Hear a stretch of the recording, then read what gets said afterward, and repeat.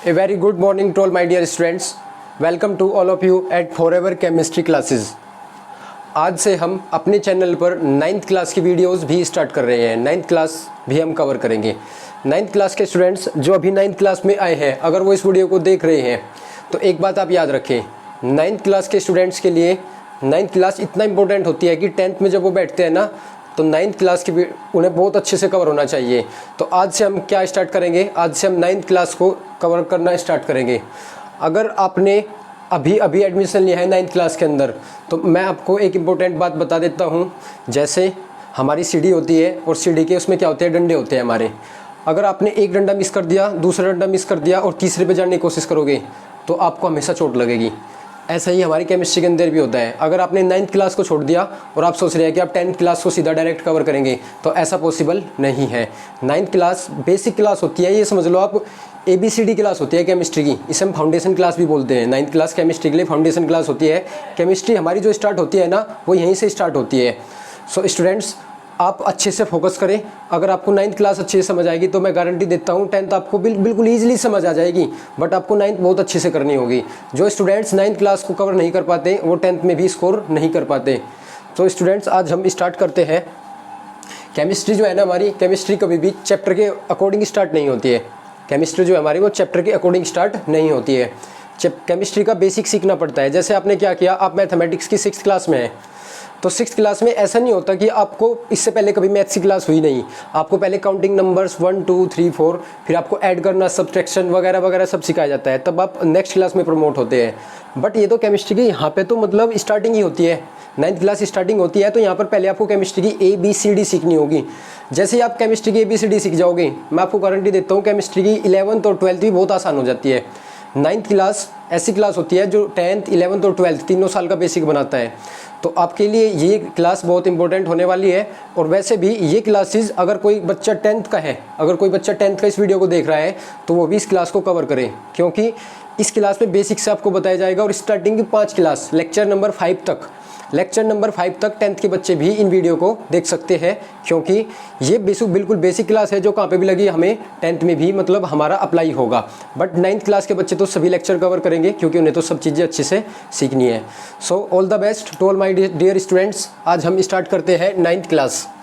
और 9th class के अंदर मैंने आपको बोला है कि हम इसे कभी भी चैप्टर के अकॉर्डिंग नहीं समझते हैं। हम पहले बिल्कुल बेसिक से स्टार्ट करते हैं कि बेसिक से क्या होता है हमारा और कैसे कवर करेंगे हम इसे। So students, now focus on the class. सबसे पहला जो चैप्टर हम पढ़ेंगे वो क्या है हमारा, एटॉमिक स्ट्रक्चर। Atomic structure. अभी बच्चों के दिमाग में ये डाउट स्टार्ट हो गया होगा कि स्टूडेंट्स, आप ये सोचना स्टार्ट कर दिए होगे कि सर ने हमारा 3rd चैप्टर स्टार्ट किया है, पहले 2 चैप्टर हमारे मिस हो गए हैं। ये ऐसा खुद आपको समझ आ जाएगा कि सबसे पहले एटॉमिक स्ट्रक्चर ही क्यों स्टार्ट हुआ है। ठीक है स्टूडेंट्स, आपको खुद ही पता लग जाएगा एटॉमिक स्ट्रक्चर क्यों स्टार्ट हुआ है। बिना एटॉमिक स्ट्रक्चर के आप पहला चैप्टर नहीं कर सकते, ना 2nd चैप्टर भी कर सकते, और ना हमारा फाइनल चैप्टर होता है। ये चैप्टर एक ऐसा चैप्टर होता है जो पूरी केमिस्ट्री का बेसिक होता है। तो पहले बेसिक सीखने के लिए हम सबसे पहले एटॉमिक स्ट्रक्चर के बारे में डिस्कस करेंगे। चैप्टर के हेडिंग लगाइए एटॉमिक स्ट्रक्चर, और सबसे पहली हेडिंग है हमारी एटम क्या होता है। केमिस्ट्री के अंदर सबसे पहले, अभी मैं आपको केमिस्ट्री की डेफिनेशन अगर बताऊंगा ना तो कोई फ़ायदा नहीं होगा। आप जनरली ये बात समझ लें कि किसी भी चीज़ को एक्सप्लेन करने के लिए, जैसे आप मुझे एक्सप्लेन करूँ मैं क्या हूँ, तो आप एक्सप्लेन नहीं कर पाओगे, क्योंकि आप मुझे जानते नहीं। जिस चीज़ को आप नहीं जानते ना, आप उसे एक्सप्लेन नहीं कर सकते। तो केमिस्ट्री की आपको मैं बोलूँ कि डेफिनेशन क्या होगी, अगर मैं यहाँ पे कुछ भी डेफिनेशन लिख देता हूँ तो आप ये बोलोगे कि सर हमें समझ नहीं आई। क्यों? क्योंकि अभी तक आप केमिस्ट्री के बारे में आपको कुछ नहीं पता है। तो कोशिश करेंगे कि हम एंड तक चलते ही रहेंगे, फिर आपसे निकालवाने की कोशिश करूँगा कि मैं आप बताएंगे कमेंट सेक्शन के अंदर कि इसकी डेफिनेशन क्या हो सकती है। पहले आप चीज़ों को जानो, फिर उसके बाद डेफिनेशन निकाल लो। मेरी डेफिनेशन आप नहीं निकाल सकते, क्योंकि आप मुझे जानते ही नहीं। जब आप मुझे जान लोगे तो आप मेरे बारे में बता सकते हो। सिमिलरली केमिस्ट्री के अंदर और अदर सब्जेक्ट के अंदर भी ऐसा ही होता है। सो सबसे पहले हम स्टार्ट करते हैं, व्हाट इज एटम। एटम क्या होता है हमारा। वैसे मैं आपको बिल्कुल बेसिक से बताता हूँ, मतलब जैसे मतलब केमिस्ट्री कहाँ से स्टार्टिंग हुई है वो सारी चीज़ें इसके अंदर मैं डिस्कस करूँगा। एक साइंटिस्ट रहे हैं महर्षि कनाग। महर्षि कनाग 15,000 के अराउंड ये हमारे एक साइंटिस्ट है महर्षि कनाग। ये हमारे देश के है। सबसे खास बात यह है इंडिया से बिलोंग करते हैं। 15,000 के अलोंग मारिसी कनाग ने सबसे पहले एटम के बारे में बताया। उनकी जो डेफिनेशन थी वो परफेक्ट डेफिनेशन थी, मतलब वो डेफिनेशन आज भी होती है। आज भी जो हमारी डेफिनेशन है वो इन्हीं की डेफिनेशन चलती है। इन्होंने क्या बताया? Atom is the smallest particle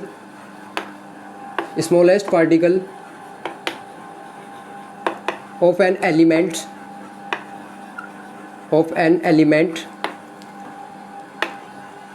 which can be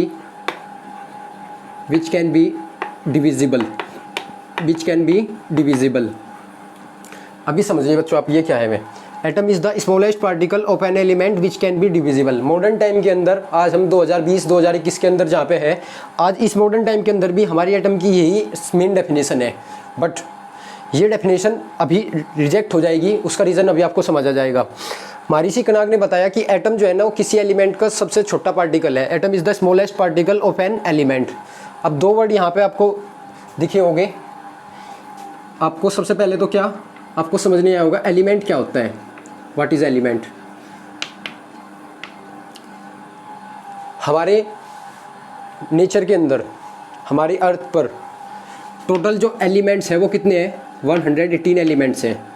अभी लेटेस्ट डिस्कवरी के अकॉर्डिंग अगर मैं आपको बताऊं तो 127 हो गए हैं, बट वो अभी बुक्स में प्रिंट नहीं हुए हैं। मैं आपको बताना ही चाहता हूं कि हमारे टोटल एलिमेंट्स कितने हैं? 118 एलिमेंट। एलिमेंट क्या होता है? बेसिक चीज़ होती है एलिमेंट। जैसे मैं बात करूँ कि टीचर का बेसिक एलिमेंट क्या होता है? टीचर का बेसिक एलिमेंट होता है उसकी एजुकेशन स्टूडेंट को प्रोवाइड कराना।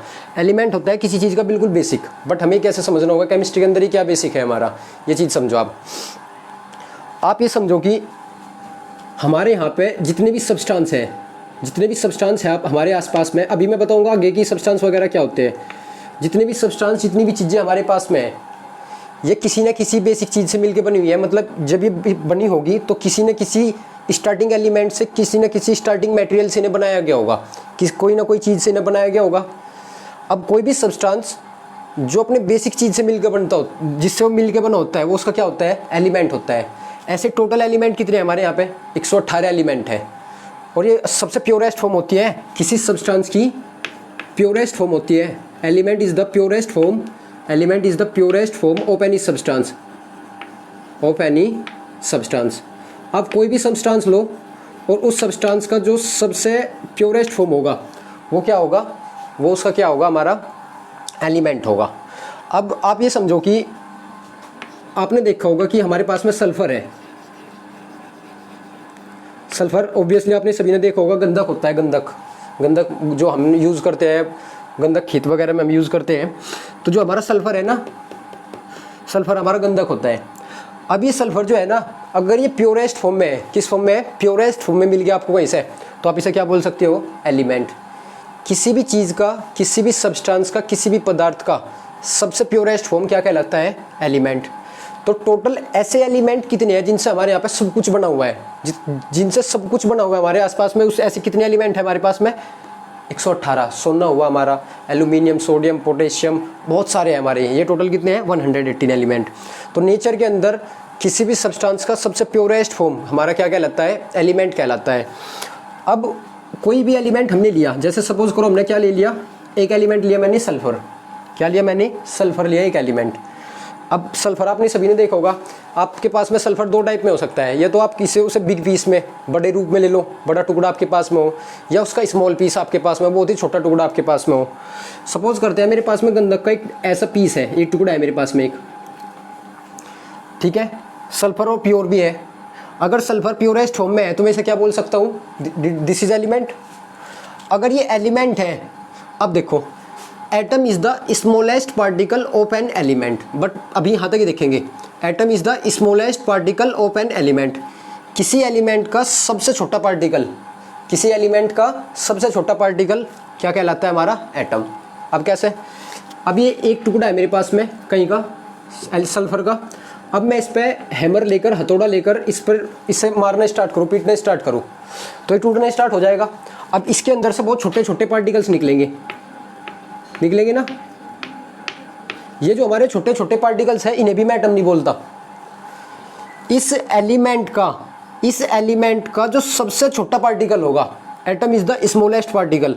एटम जो है ना वो सबसे छोटा पार्टिकल है किसी एलिमेंट का, मतलब इस एलिमेंट का जो सबसे छोटा भाग होने वाला, तोड़ते रहो ब्रेक डाउन करते जाओ, एक समय ऐसा आएगा जब उसमें से ब्रेक डाउन होना मुश्किल खत्म हो जाएगा, जो सबसे छोटा पार्टिकल निकल के आएगा उसे हम क्या बोल सकते हैं, उसे बोलेंगे हम एटम। अब जैसा आप ये समझो कि मेरे पास में चौक है, क्या ये चौक का सबसे छोटा पार्टिकल है? नहीं, इसके तो पता नहीं कितने लाखों और करोड़ों पार्टिकल सभी हम बना सकते हैं। कैसे? अब मैंने अपने हाथ से चौक का थोड़ा सा पीस तोड़ लिया है, अब ये मेरे हाथ पे है, ठीक है, ये दिख रहा है आपको, दिख भी नहीं रहा होगा, आप एज्यूम समझ सकते हैं, मतलब इमेजिनेशन कर सकते हैं। अब मैं इसकी तरफ को बढ़ूंगा, ये एटम होगा, ये एटम नहीं हो सकता कभी भी। ये क्या है हमारा? ये एटम हो सकता है हमारा। अगर मैं इसे भी और ब्रेक डाउन करूँ, अगर मैं इसे भी और ब्रेक डाउन कर दूँ और ये टूटता चला जाए, तो इसमें से एक पार्टिकल ऐसा आएगा जो जिसका ब्रेक डाउन, जिसका डिविजिबल संभव नहीं है, जिसे और तोड़ा नहीं जा सकता, वो सबसे छोटा पार्टिकल ही हमारा क्या कहलाएगा? Atom. Atom is the smallest particle of an element which can be divisible. अभी मैंने आपको क्या बोला था? इसे डिवाइड नहीं किया जा सकता, इसे और आगे डिवाइड नहीं किया जा सकता। बट आगे आप पढ़ेंगे, मतलब अभी मैं 1500 ईस्वी की बात कर रहा हूँ, जब आप मेन थ्योरी के अंदर आएंगे, जो अभी थ्योरी चली हुई है केमिस्ट्री के अंदर, ये तो बहुत पुरानी बात है, तब आपको पता लगेगा, बीच में ये भी पता लगा लोगों को कि ये डिविजिबल नहीं है। तो एटम जो होता है ना, वो जो सबसे छोटा पार्टिकल होता है। अभी इस लाइन को आप मार्क करेंगे, मैं आपको ये लाइन भी समझाऊंगा कि इसका क्या मीनिंग है। यहाँ पे लिखा हुआ है विच कैन बी डिविजिबल, जिसे हम डिवाइड कर सकते हैं, बट डिवीजन कैसे होगा वो आगे मैं सिखाऊंगा। तो किसी भी एलिमेंट का सबसे छोटा भाग हमारा क्या कहलाता है? एटम कहलाता है। Atom is the smallest particle of an element. अब आप इसे और समझेंगे।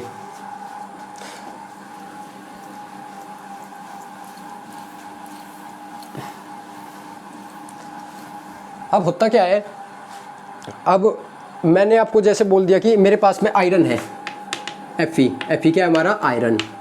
ये 118 एलिमेंट में से एक हमारा एक एलिमेंट है। टोटल कितने एलिमेंट्स है? 118 एलिमेंट्स। उन्हीं में से एक एलिमेंट है हमारा कौन? आयरन।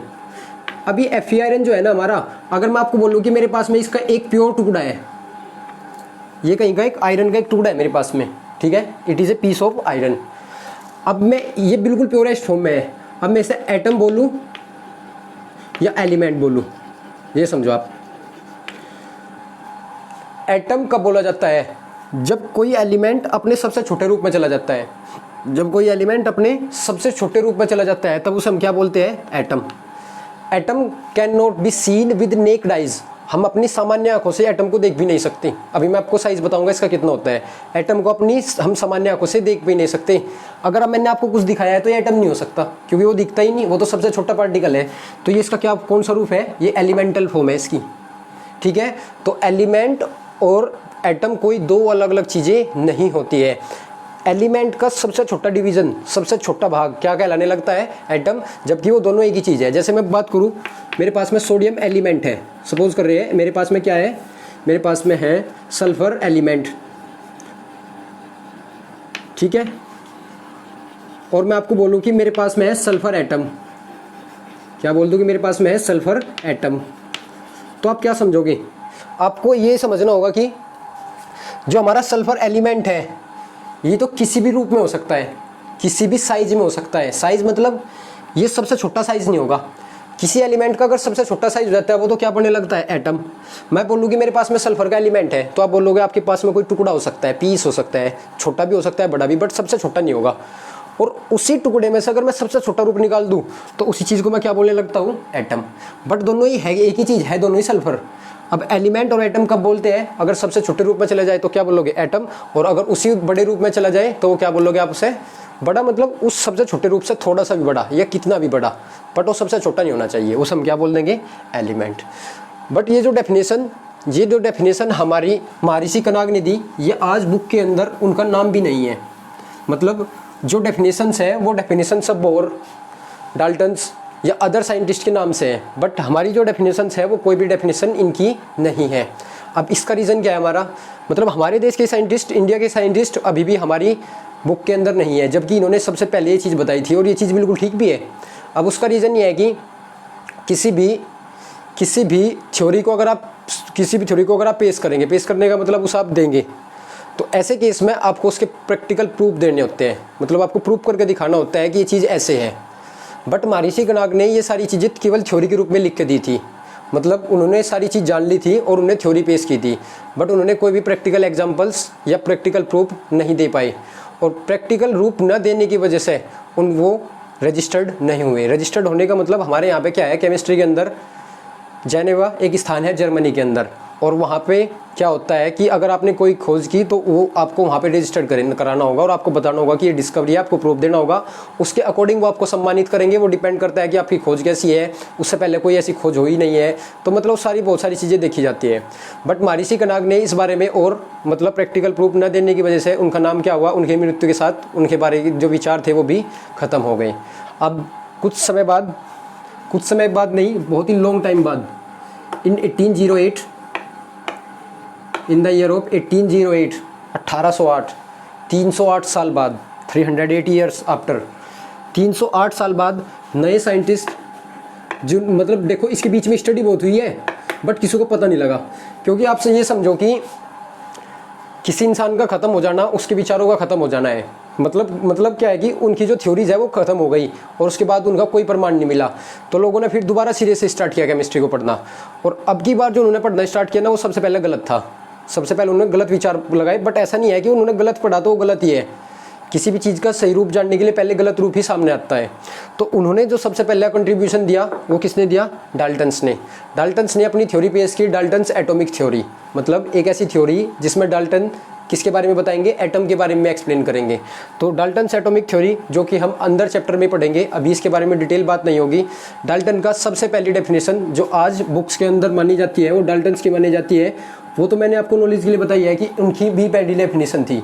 तो बुक की सबसे पहली डेफिनेशन जो हमारी ओल्ड डेफिनेशंस थी उसमें सबसे पहली डेफिनेशन एटम की जो है ना वो डाल्टन द्वारा दी गई है।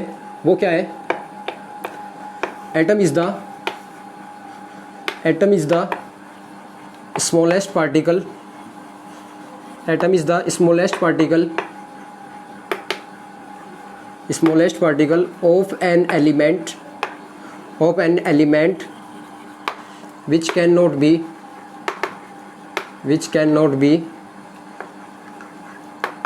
divisible,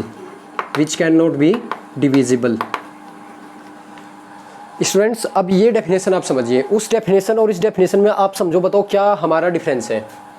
atom is the smallest particle of an element which can not be divisible. Definition ये भी वही है।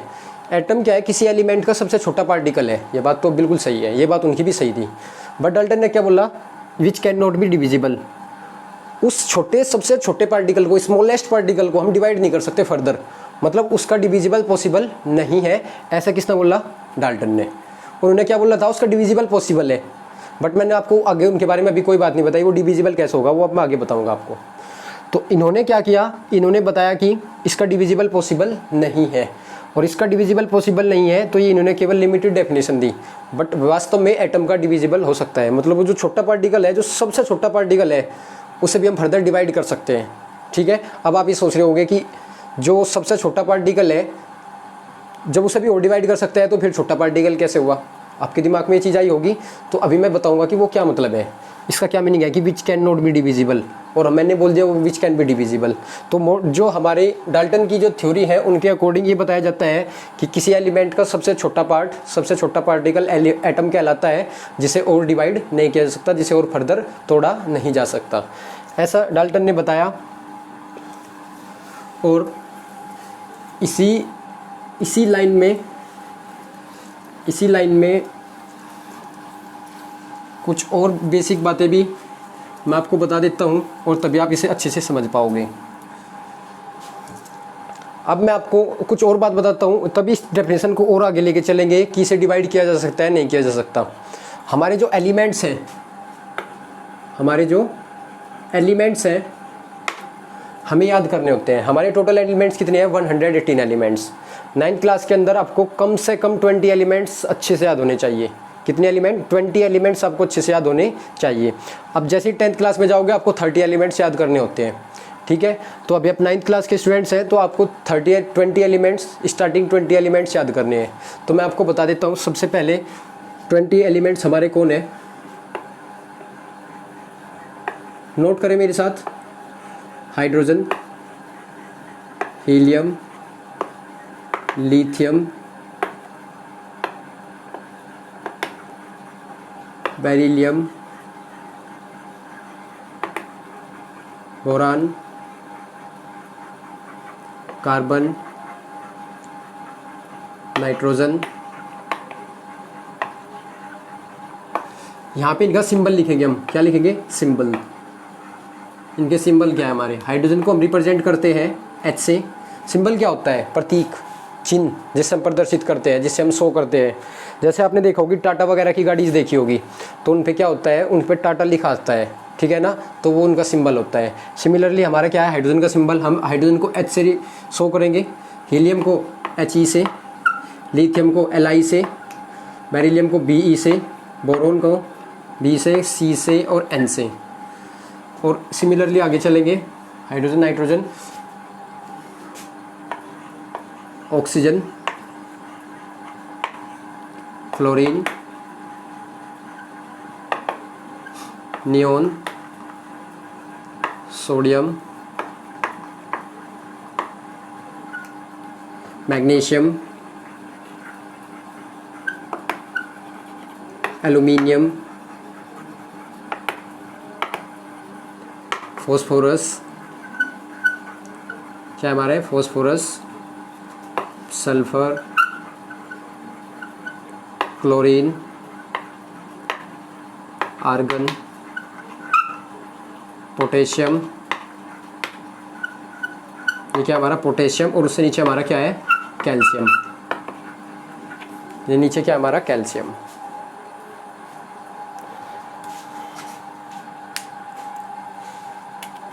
Note down these elements and I am marking their symbol. Oxygen is O, fluorine, neon, sodium, magnesium, aluminium, silicon, phosphorus। Aluminium के बाद हमारा क्या miss हो गया? सोडियम, मैग्नीशियम, एल्यूमिनियम, सिलिकॉन हो गया। यहाँ पे मिस क्या हुआ हमारा? यहाँ पे silicon Si, phosphorus is P, sulphur, chlorine, argon Ar, potassium, और अगला क्या हमारा? Calcium Ca। पोटेशियम K से रिप्रेजेंट करते हैं। अभी आपको इनके बारे में सब पता लगेगा कि ये पोटेशियम को K से ही क्यों रिप्रेजेंट करते हैं। बस अभी तो आप इन एलिमेंट्स को नोट करें। These are the starting 20 elements. Okay students, अब आपने नोट कर लिया है, अब आप सुनो थोड़ा, अब अच्छे से आप देखो। हर एक एलिमेंट को एक नंबर मिला हुआ है। हम इन एलिमेंट्स को एटम भी बोल सकते हैं। इन एलिमेंट्स को हम एटम भी बोल सकते हैं। कब? जब ये एलिमेंट सबसे छोटे रूप में होता है तो मैंने क्या बोल देते हैं? एटम। तो मैं हाइड्रोजन को एटम भी बोल सकता हूँ और एलिमेंट भी। अगर मैंने एटम बोला तो आप क्या इमेजिन करोगे? ये सबसे छोटे रूप की बात हो रही है। अगर मैंने एलिमेंट की बात करी तो आप बोलोगे कि किसी भी साइज़ की बात हो रही है, सबसे छोटे की नहीं। तो ये जो हाइड्रोजन है ये एक एलिमेंट भी है और एटम भी। ये बात क्लियर करें आप।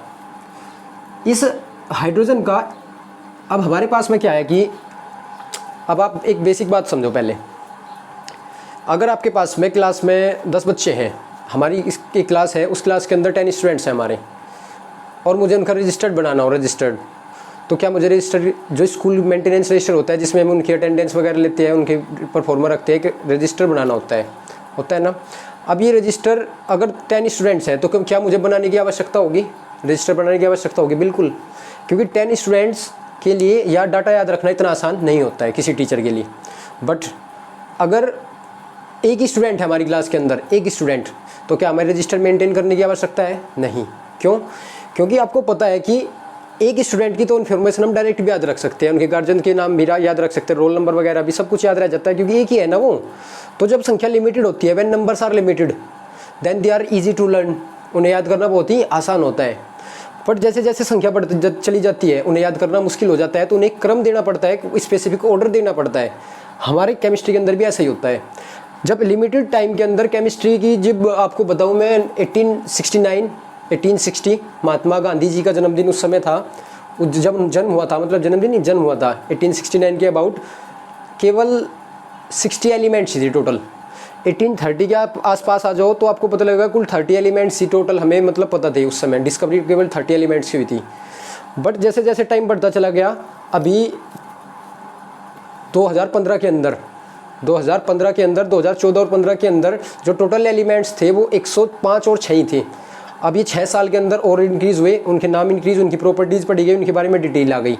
अभी 2021 के अंदर 127 हो गए हैं, बट अभी बुक के अंदर नहीं आए। अभी आप कितना बोलोगे, 118 ही है, क्योंकि अभी वो मेंशन नहीं हुए हमारी पीरियोडिक टेबल के अंदर। तो बात यह है कि जो ये हमारे एलिमेंट है ना, इनकी संख्या बहुत ज़्यादा है। जब इनकी संख्या ज़्यादा है तो इन्हें एक पर्टिकुलर क्रम दिया गया है, इन्हें एक क्रम दिया गया है, क्रम में रखे गए हैं, एक ऑर्डर में रखे गए हैं। उसमें सबसे पहला नंबर किसे मिला है, हाइड्रोजन को, दूसरा मिला है हीलियम को, तीसरा मिला है लिथियम को, फोर्थ मिला है beryllium, boron, carbon, nitrogen, oxygen, fluorine, neon, sodium, magnesium, aluminium, silicon, phosphorus, sulphur 16, chlorine 17, argon 18, potassium 19 और कैल्शियम 20। ठीक है ना, ये इन्हें नंबर्स मिले हैं। बट ये नंबर मिलने का भी कोई क्लासिफिकेशन होगा। क्लासिफिकेशन क्या होता है, किसी चीज़ को बांटना, किसी चीज़ को डिवाइड करना। अब मैं बोलूँ कि हमारी क्लास में 10 स्टूडेंट्स हैं, 10-20 स्टूडेंट्स हैं, तो मैं जब उसका रजिस्टर बनाऊंगा तो कुछ ना कुछ बेसिक चीज़ रखूँगा ना। मैं क्या कर सकता हूँ, या तो मैं अल्फ़ाबेट के अकॉर्डिंग लगाऊँ, जो ए है वो पहले, जो बी के है फिर वो बाद में, सी डी के रेस्पेक्टिवली ऐसे ही बाद में रखते चले जाएंगे। तो मैंने क्लासिफिकेशन कैसे किया, on the basis of alphabet order. अगर मैं उन्हीं स्टूडेंट्स को क्लासिफिकेशन अल्फ़ाबेट के अकॉर्डिंग ना करना चाहूँ तो मैं कैसे कर सकता हूँ, अकॉर्डिंग टू एज, जिसकी सबसे कम है। जैसे उनमें कोई 15 ईयर 7 डेज़ का है, फिर एक 15 ईयर 10 डेज़ का है, तो 7 वाले को पहले रख दूँ, फिर दूसरे वाले को जो 10 डेज़ वाला है उसे सेकंड रोल नंबर दे दूँ। ऐसा हो सकता है ना। तो क्लासिफिकेशन किसी न किसी बेस पे जरूर किया जाता है। जैसे स्कूल में प्रेयर होती है, प्रेयर, तो प्रेयर में बच्चों को खड़ा किया जाता है। अब वहाँ पे क्या क्लासिफिकेशन है, अकॉर्डिंग टू हाइट। तो जहाँ पे भी क्लासिफिकेशन होता है उसका बेसिस होता है, कुछ ना कुछ आधार होता है। यहाँ पे जो एलिमेंट्स हैं, इन एलिमेंट्स को पहला नंबर हाइड्रोजन क्यों दिया गया है, हाइड्रोजन को ही क्यों दिया गया है। ऐसा भी हो सकता था कि बोरोन को पहला नंबर मिल जाए, कार्बन को, बेरिलियम को 4th नंबर मिल जाए। तो क्लासिफिकेशन का मोड क्या है, क्लासिफिकेशन का बेसिक क्या है, तो मैं आपको बता देता हूँ। यहाँ पे जो क्लासिफिकेशन का जो हमारा बेसिक है वो क्या है, इनका मास। मास मतलब इनका वेट, वेट मतलब इनका वजन, इनका वेट। अब मैं बच्चों का क्लासिफिकेशन, स्टूडेंट्स का जो क्लासिफिकेशन है वो मास के अकॉर्डिंग भी कर सकता हूँ। जिसका सबसे कम वजन है उसे रोल नंबर 1 दे दिया, जिसका उससे ज़्यादा वजन है उसे रोल नंबर 2 दे दिया मैंने। ऐसे क्लासीफाई हो सकता है। सिमिलरली यहाँ पे भी जो एलिमेंट्स हैं, इन एलिमेंट्स का मास कैलकुलेट किया गया और इन एलिमेंट्स का मास पता लगाया गया। इनमें से सबसे कम मास किसका है, जिसका मास सबसे कम उसे सबसे पहले नंबर मिलेगा, जिसका उससे ज़्यादा है उससे बाद में नंबर मिलेगा। तो हाइड्रोजन का जो मास होता है वो 1 ही होता है। कितना होता है मास। अभी हम बात करेंगे इनके मास के बारे में बात करेंगे। अब 2 नंबर लिखे गए इस पर कि इसका कौन सा नंबर है पहला, इसका मास कितना है 1। तो हम इन्हें ऐसे नहीं बोलते। केमिस्ट्री के अंदर एक लैंग्वेज होती है, एक पर्टिकुलर लैंग्वेज होती है, उसके अकॉर्डिंग ही सब कुछ बोला जाता है। तो मैं आपको लैंग्वेज बताता हूँ। लैंग्वेज क्या है हमारी, लैंग्वेज ये है कि हमारी जो हाइड्रोजन है ना, हमारा हाइड्रोजन ये एक एटम भी है और एलिमेंट भी। जो इसका नंबर है ये कौन से नंबर पर है, वो नंबर कहलाता है इसका एटॉमिक नंबर। क्या कहलाता है इसका, एटॉमिक नंबर। एटॉमिक नंबर हमें ये बताता है कि इस एलिमेंट का पीरियोडिक टेबल के अंदर कौन सा स्थान है, या इन सारे एलिमेंट्स में इसका कौन सा नंबर है। हाइड्रोजन का सबसे पहला नंबर है। अभी और एटॉमिक नंबर के बारे में बहुत ज़्यादा बात होगी, वो अलग से जब हम आगे चले जाएंगे। अभी बेसिक बातें हो रही हैं केवल। हाइड्रोजन का जो एटॉमिक नंबर है वो कितना है, 1। अब इसमें एक मास भी है और इसे बोलते हैं हम इसका मास नंबर। इसे क्या बोलते हैं, मास नंबर। हर एक एलिमेंट का एक एटॉमिक नंबर है और हर एक एलिमेंट का एक मास नंबर है। ओके स्टूडेंट्स, ये बात आपको समझ आ गई होगी। हर एक एलिमेंट का एक एटॉमिक नंबर है और हर एक एलिमेंट का एक मास नंबर है। उस मास के नंबर के अकॉर्डिंग इन्हें क्लासीफाई किया गया है। जिसका मास सबसे कम उसे सबसे पहले, जिसका मास उससे ज़्यादा उससे बाद में। अब आपको इनके मास नंबर अगर याद करने हो, अगर इन एलिमेंट्स के मास नंबर आपको याद करना है तो आप मेरे चैनल पे विजिट कीजिए और वहाँ पे आप प्ले लिस्ट में जाइए। प्ले लिस्ट में जाकर आपको मिलेगा एक 100 ट्रिक का एक प्ले लिस्ट अलग से बनी हुई है कहीं की 100 ट्रिक्स की। तो आप 100 ट्रिक की प्ले लिस्ट में जाइए और उसमें जो सबसे पहली ट्रिक है वो यही है कि how to learn mass number with 100 trick. हम एलिमेंट्स के मास नंबर को कैसे याद करें, 100 ट्रिक के थ्रू कैसे याद करें।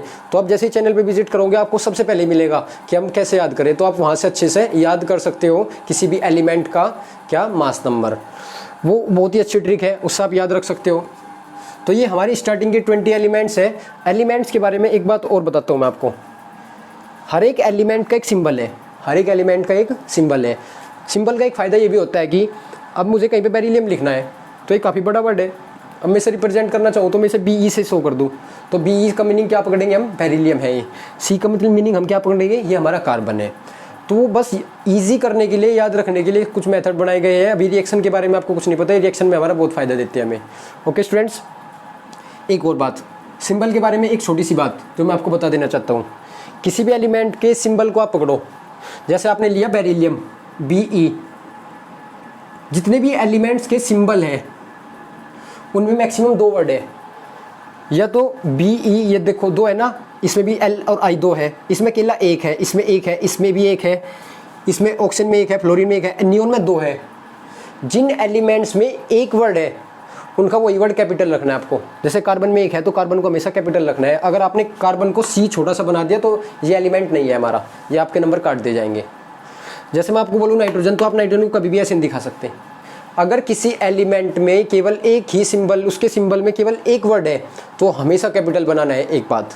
दूसरी, अगर किसी एलिमेंट में 2 वर्ड है उसके सिंबल के अंदर, तो उसका पहला वर्ड कैपिटल और दूसरा वर्ड हमेशा स्मॉल रखना है, अदरवाइज यहाँ भी नंबर काट ले जाते हैं। CO और CO, अब इनके बारे में देखो, पहला वर्ड कैपिटल, दूसरा स्मॉल। ये क्या रूल है, ये किसी एलिमेंट का रूल होता है। BE पहला कैपिटल दूसरा स्मॉल, तो ये पक्का कोई एलिमेंट है। बट अगर पहला भी है और दूसरा भी है तो ये 2 अलग अलग एलिमेंट है, कार्बन और ऑक्सीजन, जबकि एक पूरा एलिमेंट है कोबाल्ट। अभी इसके बारे में आपको नहीं पता, ये हमारा 20 से आगे का है। तो स्टूडेंट्स, आपको ये बात समझ आ गई होगी, इसमें आपको कोई प्रॉब्लम नहीं होगी। अगर किसी एलिमेंट के सिंबल में केवल एक वर्ड है तो हमेशा कैपिटल, अगर किसी एलिमेंट के सिंबल के अंदर 2 है तो उसका पहला वर्ड कैपिटल और दूसरा स्मॉल। मास नंबर आपको सभी को याद करने हैं, मास नंबर अभी सभी को याद करने हैं। तो इस वीडियो को देखने के जस्ट बाद एकदम आप कौन सी वीडियो देखें, शॉर्ट ट्रिक वाली, क्योंकि इसके बाद एकदम मास नंबर की आपको रिक्वायरमेंट होगी, मास नंबर की आपको रिक्वायरमेंट होगी। तो शॉर्ट ट्रिक वाली वीडियो जाकर देख ले, क्योंकि मैं इससे आगे चलूंगा ना तब मैं आपको वो पूछूंगा कि इसका मास कितना है। जैसे मैंने बोला सोडियम का कितना है, तो सोडियम का एटॉमिक नंबर होता है 11, तो मास नंबर उसका 23 होता है। बट आपको ये बात कैसे याद रहेगी, आपको मैं यहाँ पे तो बताऊंगा नहीं इस लेक्चर के अंदर, क्योंकि मैंने आपको बोल दिया वहाँ जाकर देख लो, आपको बहुत ईजिली मिल जाएगी भी हमारे चैनल के अंदर ही। तो आप कोशिश करेगी वो वीडियो आप जाकर देखें और फिर आगे कवर करें। अभी यहीं पे रहे, मतलब जब ये लेक्चर खत्म होगा उसके बाद वहाँ पर विजिट करेंगे और वो वीडियो देख लेंगे। वो 4 या 5 मिनट की है और उसमें आपको एकदम से अच्छे से समझ आ जाएगा। ओके स्टूडेंट्स, चलो स्टूडेंट्स, आज यहाँ तक ही कवर करते हैं। नेक्स्ट क्लास के अंदर, अब ये केवल बेसिक क्लास थी, आपको जो चीज़ें मैंने आज सिखाई है उन्हें आप नोट कर लेंगे। नेक्स्ट क्लास के अंदर हम बात करेंगे एटम के बारे में और ज़्यादा डिटेल में, और एटम्स के अंदर और क्या होता है। एटम के अंदर जो एटम का डिविजिबल होता है वो पॉसिबल है नहीं है, क्योंकि उन्होंने तो बोला है atom can not be divisible, but atom को भी डिविजिबल किया जा सकता है, इलेक्ट्रॉन, प्रोटॉन एंड न्यूट्रॉन। जैसे आप इलेक्ट्रॉन, प्रोटॉन, न्यूट्रॉन के बारे में सब कुछ बेसिक से सीख जाएंगे तो आप केमिस्ट्री में मार नहीं खाएंगे। और केमिस्ट बेसिक सीखने के लिए आपको क्या करना होगा, अच्छे से ध्यान लगाना होगा।